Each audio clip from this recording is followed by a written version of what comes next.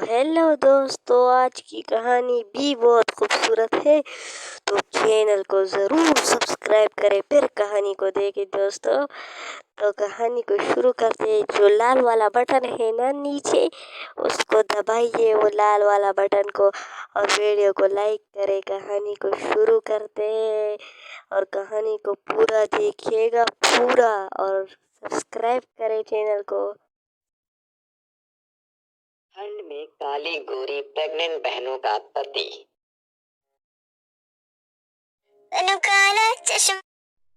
काला चश्मा जचदाए गोरे मुखड़े पे। मैनू काला चश्मा जचदाए गोरे मुखड़े पे।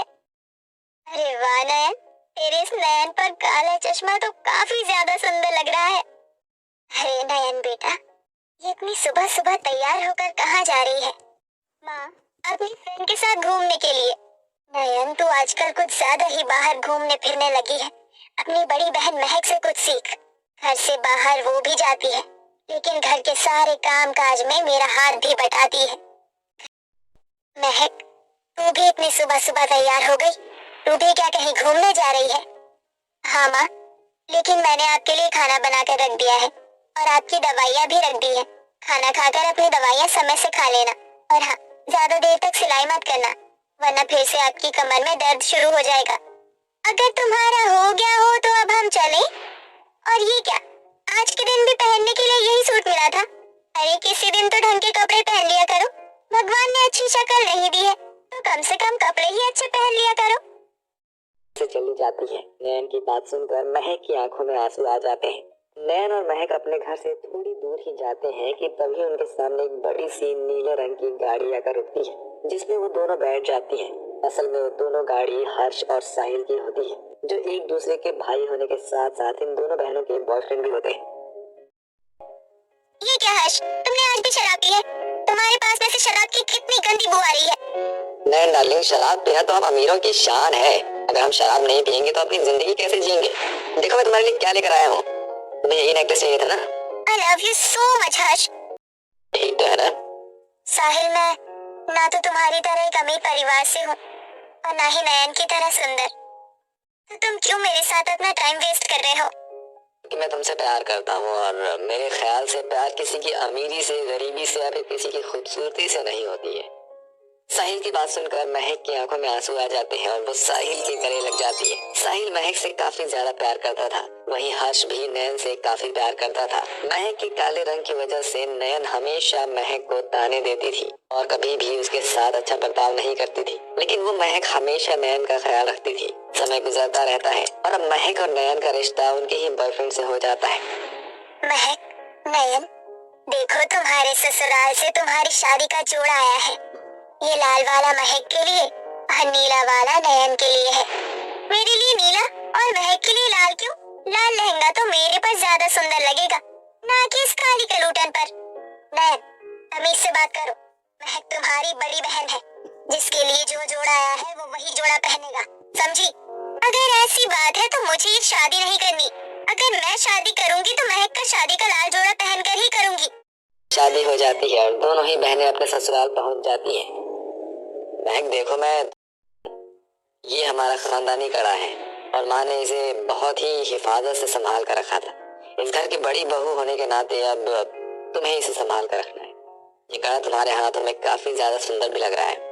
अगर हर किसी लड़की को तुम्हारे जैसा जीवन साथी मिलेगा तो उस लड़की की तो जिंदगी ही संवर जाएगी। मैं बहुत खुश नसीब हूँ जो मुझे तुम जैसे जीवन साथी मिला है। जहाँ एक तरफ प्यार भरी बातें कर रहे होते हैं, तो वहीं दूसरी तरफ कम से कम आज के दिन तो तुम शराब छोड़ सकते थे ना। आज हमारी सुहाग रात है और आज के दिन तुमने शराब पी है। शराब के बिना मैं नहीं रह सकता। देखो, शराब मेरी जिंदगी बन चुकी है। हर्ष, तुमने मुझसे वादा किया था कि तुम शादी के बाद शराब पीना छोड़ दोगे। तुमने तो मेरी कसम भी खाई थी। इसका मतलब तुमने मेरी झूठी कसम खाई थी। तो तू कौन सा मर गई? जिंदा तो है ना? चल हट तू यहाँ से। मुझे अभी शराब सारी खुशियां मिल जाती है, वहीं नयन की जिंदगी में अब मुसीबतों का सिलसिला शुरू हो जाता है। धीरे धीरे हर्ष का असली चेहरा नयन के सामने आ रहा था। ऐसे ही समय गुजरता है और दिसंबर का महीना शुरू हो जाता है और इसी के साथ शुरू हो जाती है कड़ाके की ठंड। आज तो बहुत ज्यादा ठंड है, मेरी तो हालत ही खराब हो गई। मैं ये क्या, तुम्हारे हाथ तो काफी सूजे हुए हैं, तुमने स्वेटर भी नहीं पहना है, सर्दी शुरू हो गई है, तुम बिना स्वेटर की क्यों घूम रही हो? वो मेरे पास स्वेटर नहीं है इसलिए। मैं तुम्हारा पति हूँ और तुमने मुझे एक बार भी नहीं बताया। एक तो तेरी माँ ने शादी में फूटी कौड़ी भी नहीं दी है और ऊपर से तेरी मांगे कभी खत्म नहीं होती है। मैंने सोचा था कि तेरी माँ जो दहेज में पैसे देगी ना, उससे अपने जुए के हारे हुए पैसों को चुकाऊंगा, लेकिन यहाँ तो सब उल्टा हो गया। हर्ष, मेरे बाल छोड़ दीजिए, मुझे बहुत दर्द हो रहा है। मुझे काफी ठंड लगती है, घर के काम करने में बहुत दिक्कत आती है, इसलिए मैंने आपसे गर्म कपड़ा और हीटर मांगा था। इतना कहकर हर्ष नयन को बहुत बुरी तरीके से मारने लगता है। नयन, ये क्या, इतनी ठंड हो रही है और तुम बिना स्वेटर के काम कर रही हो। और ये क्या, ये तुम्हारे हाथ पर चोट का निशान कैसा है? वो आज बाथरूम में मेरा पैर फिसल गया था, तो उसी टाइम हाथ पर चोट लग गई थी और मुझे काफी ज्यादा गर्मी लग रही थी, तो इसलिए मैंने स्वेटर उतार दिया। नयन महक को अपने ऊपर हो रहे अत्याचार के बारे में कुछ भी नहीं बताती है। ऐसे ही समय गुजरता है और दोनों ही बहनें अब 7 महीने की गर्भवती हो जाती है। मुझे तो यकीन ही नहीं हो रहा। दूसरी तरफ, अरे मैं तेरा ही खर्चा नहीं उठा पा रहा हूँ और अब इस बच्चे का कैसे उठाऊंगा? जा इस बच्चे को गिरा दे, मुझे नीचे कोई बच्चा अच्छा। ये क्या कह रहे हैं? ये बच्चा हमारा है, मैं इसे नहीं गिराऊंगी। इसमें इस नन्ही सी जान का क्या कसूर है? शराब और जुए ने आपको पूरी तरह से पागल कर दिया है हर्ष। अभी भी समय है, होश में आओ। तेरी इतनी हिम्मत कि अब तुम मुझे ज्ञान देगी? ये जानते हुए भी कि नयन गर्भवती है, हर्ष गुस्से में नयन पर काफी बुरी तरह से अत्याचार करता है और उसे तब तक मारता है जब तक उसका शरीर नीला नहीं पड़ जाता। नयन ने महक पर जो अत्याचार मायके में किए थे, अब वही अत्याचार नयन पर हो रहे थे। अरे, आप कहाँ चले गए थे? मैं कब से आपका इंतजार कर रही थी। और आपके साथ ये कौन है? इसका नाम मीरा है और ये आपसे तुम्हारे साथ रहेगी। तुम्हें जिस भी चीज की जरूरत होगी वो तुम्हें ये ला कर देगी। ऐसी हालत में तुम्हारा ख्याल रखने के लिए घर में कोई तो होना चाहिए ना। आप मेरा कितना ख्याल रखते हैं। मैं तो बहुत भाग्यशाली हूँ जो मुझे आप जैसे पति मिले हैं।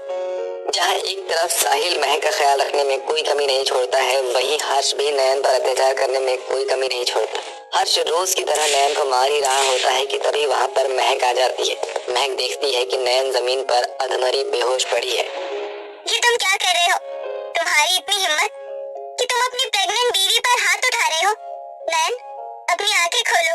साहिल, साहिल जल्दी से एम्बुलेंस को कॉल करिए। तुम्हें तो मैं छोड़ूंगी नहीं। महक जल्दी से एम्बुलेंस को कॉल करती है और महक साहिल दोनों ही नयन को अस्पताल लेकर जाते हैं।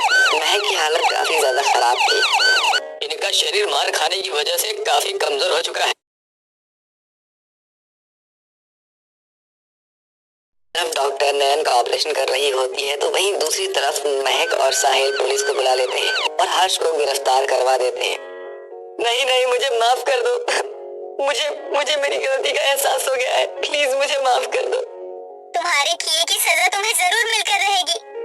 काफी देर तक ऑपरेशन चलने के बाद आखिरकार ऑपरेशन सक्सेसफुल हो जाता है और नयन एक बेटी को जन्म देती है। नयन की हालत अभी भी काफी ज्यादा नाजुक होती है। महक, तुम ठीक तो हो ना? हर्ष ने जो किया है उसके किए की सजा उसे मिलकर रहेगी। नहीं महक, मैं अपने पति को जेल में नहीं देख सकती हूँ। ये सब तो मेरे किए का नतीजा है जो मुझे मिल रहा है। मैंने हमेशा तुम्हारे काले रंग का मजाक उड़ाया, तुम्हें ताने दिए। लगता है भगवान ने मुझे उसी की सजा दे दी है। मुझे माफ कर देना। नहीं नहीं, माफी मत मांगो, मैं तो कभी तुमसे नाराज थी नहीं। नयन मेरी प्यारी बहन। नयन हर्ष को माफ कर देती है, जिसके बाद अब हर्ष भी पूरी तरह से सुधर जाता है। वहीं महक और नयन का रिश्ता भी काफी अच्छा हो जाता है। महक नयन के बच्चे का काफी ज्यादा अच्छे से ख्याल रखती है। कुछ हफ्तों में महक भी एक सुंदर से बेटे को जन्म देती है और अब दोनों ही बहनें अपने पतियों के साथ और बच्चों के साथ अपने ससुराल में मिलकर खुशी खुशी रहते हैं। हमारे चैनल को ज़रूर सब्सक्राइब करें। सब्सक्राइब के बगैर दोस्तों आपने जाना ही नहीं है। सब्सक्राइब ज़रूर से करें, सही है बच्चों? नीचे जो सब्सक्राइब का बटन है उसे दबाइए।